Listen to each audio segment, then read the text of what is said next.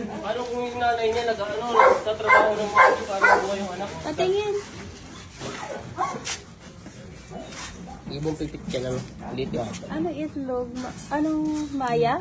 Naku, Hindi kawawa po tayo, naman. hindi. Pinaghirapan pa naman niya isa-isang buuin yung bahay. Wala ka dito. Ano to yung Maya? Alam mo yung may maanong luso? Matulis din. Pichiw.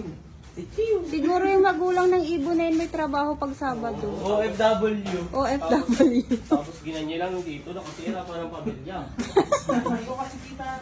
Maninira ka talaga ng pamilya. Pag dito na no? Ayan. Yan, dito next. Kawawa naman sila. Oh. Nasira yung kanilang bahay. Baka mabaliw yung ina nito eh. Kaya ko to lang isang daliri ko yun. Ayun yan.